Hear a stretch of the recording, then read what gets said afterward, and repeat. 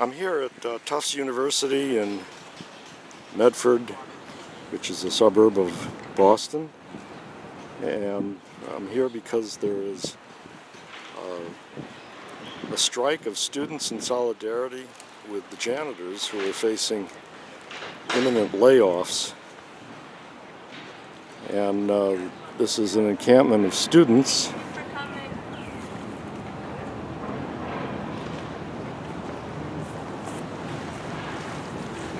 We're doing a video. Hello?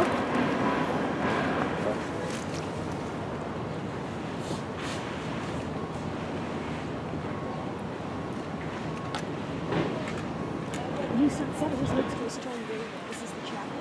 Yeah. That's stone building the directions. Yeah.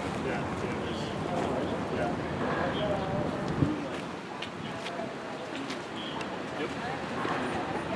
My dad actually grew up. Oh, really? My mom's from Tufts. He grew up on Dungeon Ave. Right on. It's like a side street, but he lived right on the corner of Dungeon Ave. So is it more? It's super close.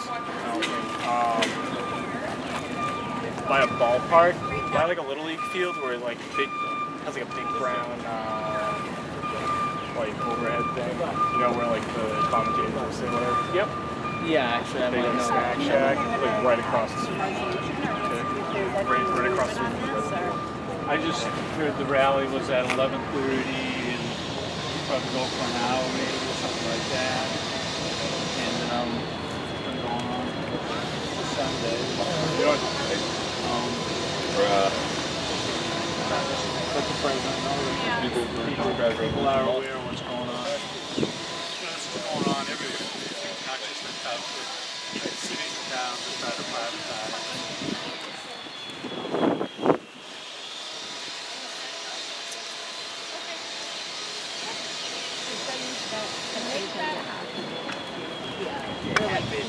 We'll make it happen. Which already here. Oh wow.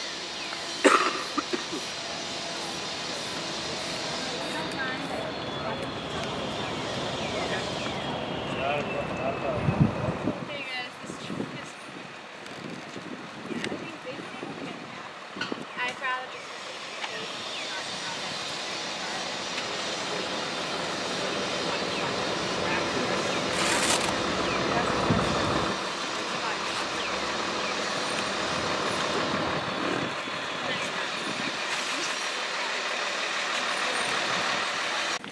Well, these two people, who may be students, I'll ask them in a second, are sitting in front of one of the big banners in support of the janitors at Tufts.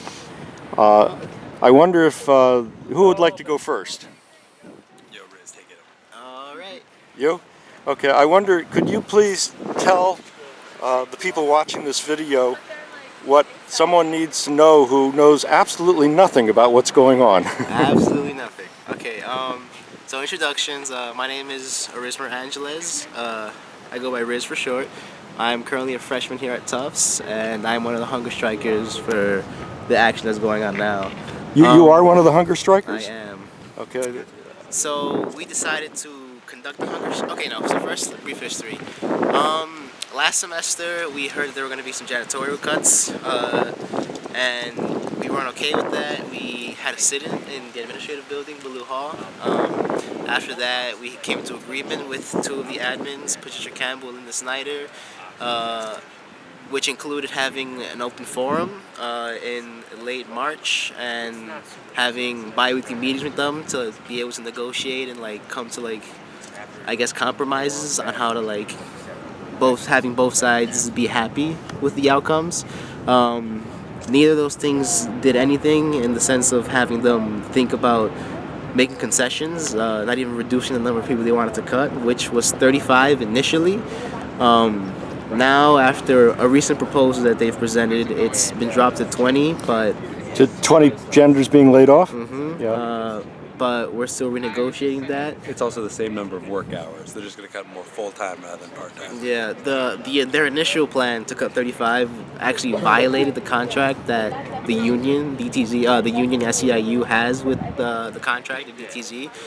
So that was a poor move on their part in the beginning, but now they're like trying to paint it in a way that makes them seem a little more benevolent, like by reducing it from 35 to 20. But we're conducting a hunger strike because we've conducted several other actions. Like I said, we had a sit-in.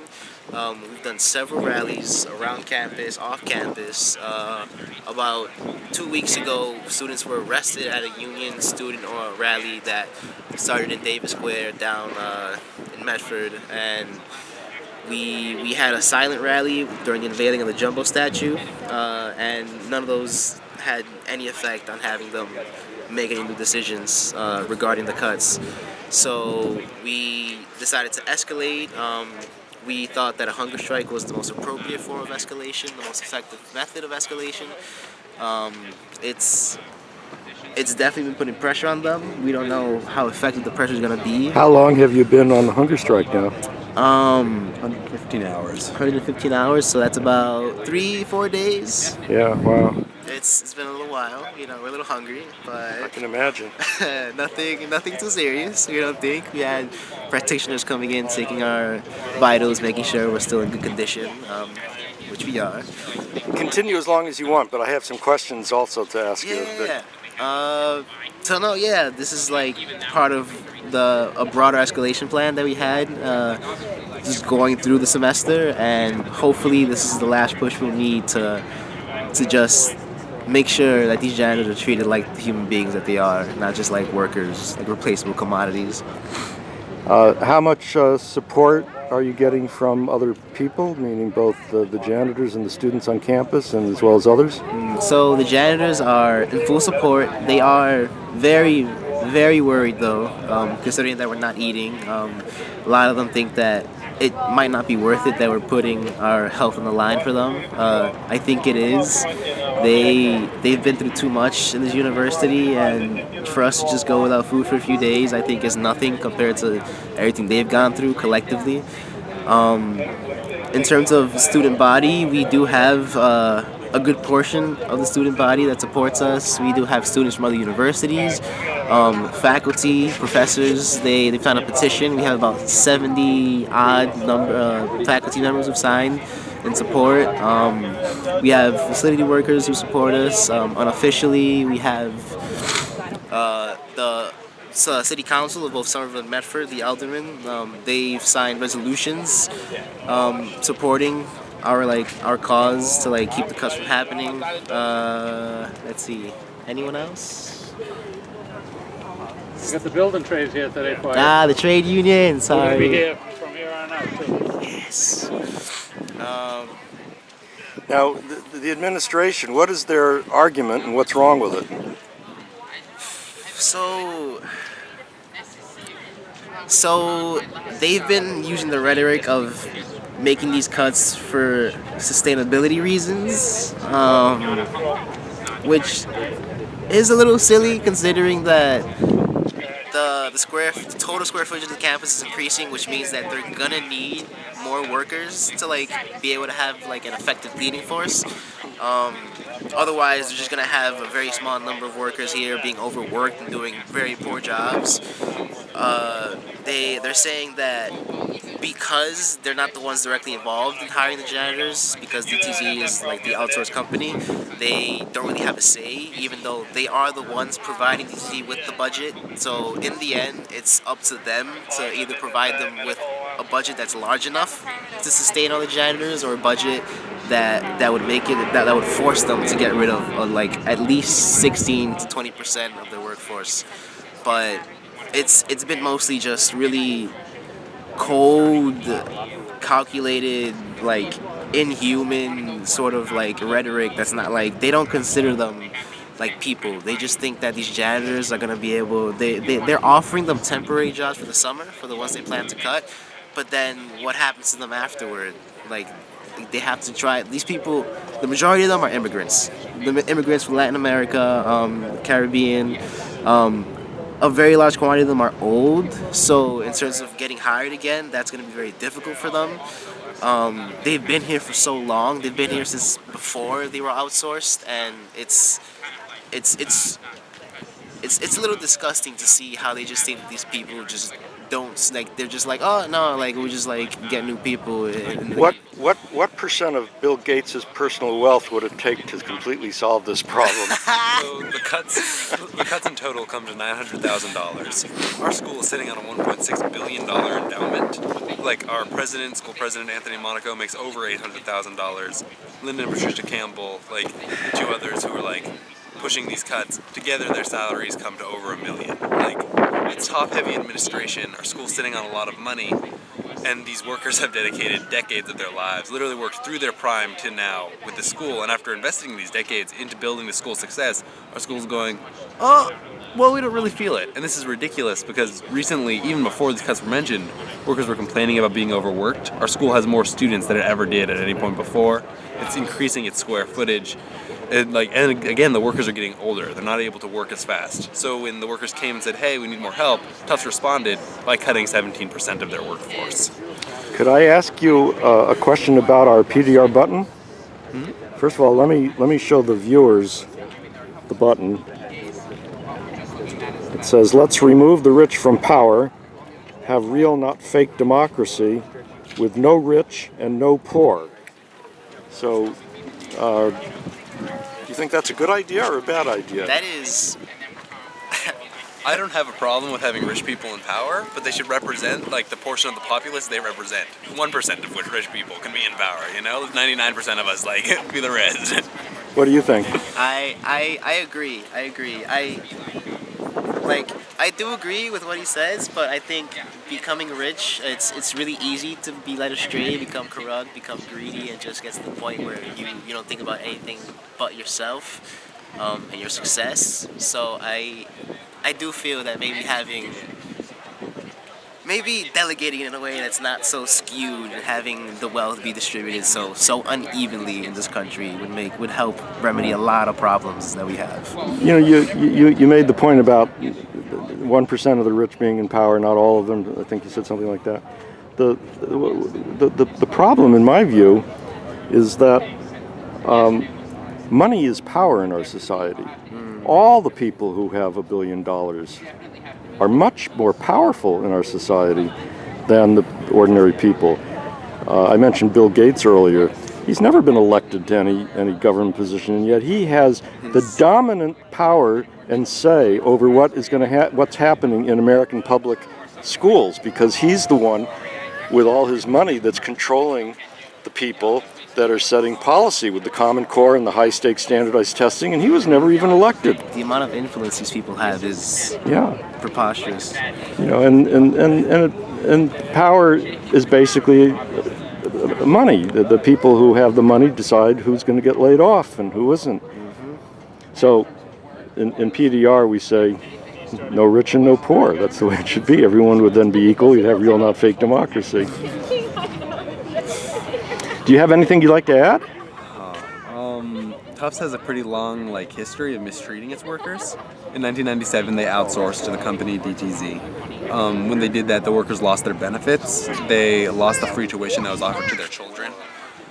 They lost a lot of their bargaining power. You see, because prior to this, the workers in their union could communicate directly to the administration. Now they have to communicate to DTZ, which is the outsource company, but the DTZ doesn't have the decision-making power. The administration has decision-making power. Right, so it gives everyone an excuse. Yeah. It's not, so there's no not my problem. transparency, no accountability. That was why they outsourced in the beginning. Yeah. It's like it just used them as a body shield. If anything happened, it's like, oh, we're fighting janitors. Oh, not our fault. DTZ is the one reorganizing the plan and deciding who gets laid off. It's kind of a shame too, because again, we have a really successful, fairly wealthy school, and it has it really preaches its commitment to active citizenship and to fostering a better democracy. And I think for the faculty, that's really true. But right now, our administrative practices are in line with a much more corporate, unjust system. Yeah. Well, thank you. And again, if you wanted to add anything, you're welcome. Or you want to call it an interview? No, I think we touched pretty much Covered on everything? Covered That everything? was, thank you. Thank for you very coming out much, and here. I wish you nothing but success in this effort. I think it's quite inspiring. When I read about it in the Globe, you know, I thought this is wonderful, and that's why we're here interviewing you all. So good luck and congratulations Yeah, for have a nice doing day. such a wonderful thing. Thank you. Take care. My name is Mark O'Toole. I'm with the Insulators Local 6 out of Boston, Mass. We're here in support of the janitors, fighting for a contract, fair wages, benefits, good standard of living. They're not asking for too much, and we want the president to know that we will support them from here on out, right through. The building trades will have their back. We'll be here whenever they are here, whenever we can be here. There's the sheet metal workers are here, the insulators, the pipe fitters, the plumbers, local 12, pipe fitters, local 537, sheet metal workers, local 17, and the insulators, local 6. And I think Tufts gets enough money from their tuition to make this contract happen. It's a shame that it has to come to a situation like this where people are actually putting their health in jeopardy, but sometimes you got to take a stand, and this is what's going on. And we should have the president from the Boston Building Trades here, Brian Doherty, and he can give you a little more. Thank you. We in PDR Boston, we have a button that says "Let's remove the rich from power." That's great. That's great. I love it. Have real, not fake democracy. Could I have one of those? Yeah, and with no rich and no poor. Hey, you know, the divide is so vast right now. We don't know if we'll ever get it closer again, but we're going to start to work at it. Did you say you like a button? I'd love a button. Here you go. Thank you very much. May I swing the camera around and take your images? Yeah, sure. Yeah. Okay. These are some other gentlemen that came with the person that I was just interviewing. And can I ask you the same question? What do you think about this button? I love it. I'll take one too. You like it? Yep, thank you. You want one too? Yes. Here you go.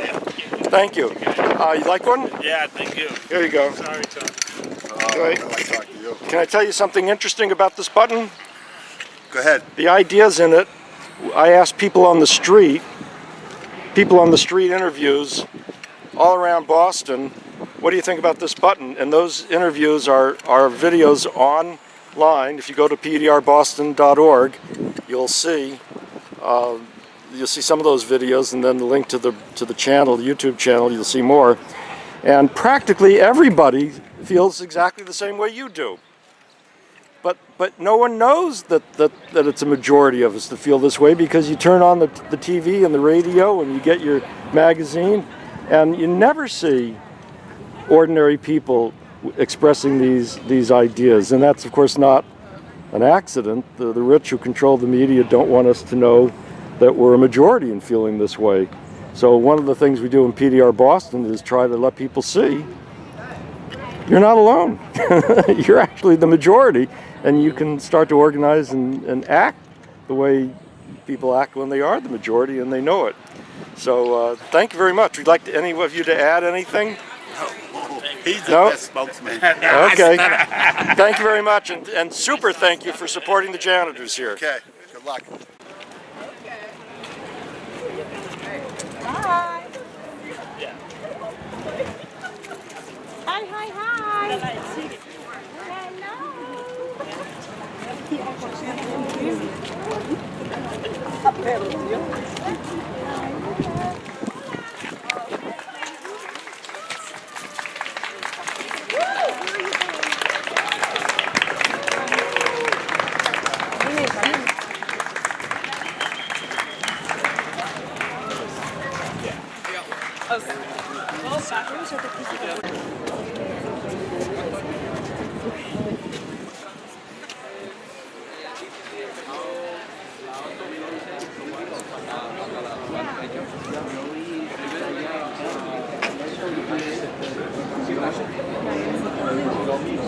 My name is Adelaida Colon. I'm working for DTC in Tufts University for 18 years.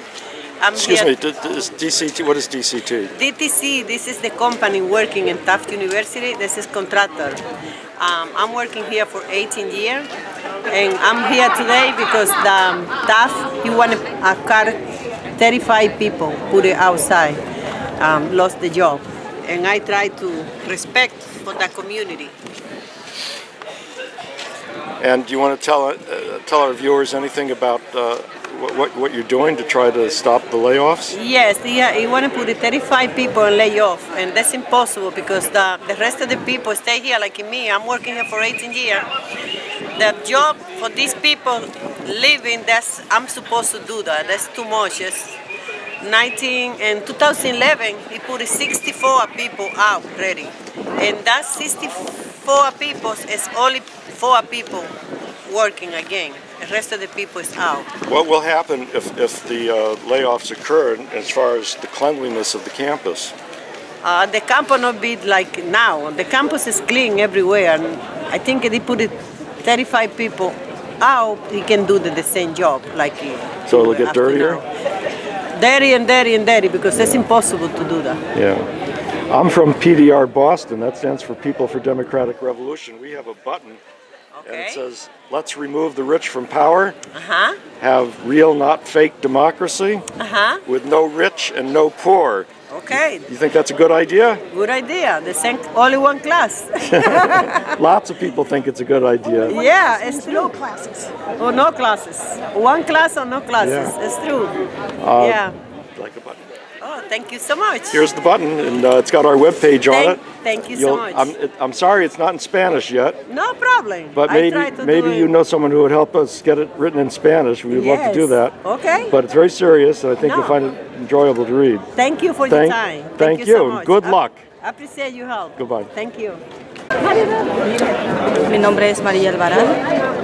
Estoy pidiendo justicia para nosotros los trabajadores, porque nosotros los ganamos el sustento trabajando dignamente y honradamente. Por eso le pedimos al presidente y a toda la organización que nos permita trabajar y que den una decisión para que nuestros estudiantes no estén ahí aguantando hambre. Muchas gracias. Thank you so much.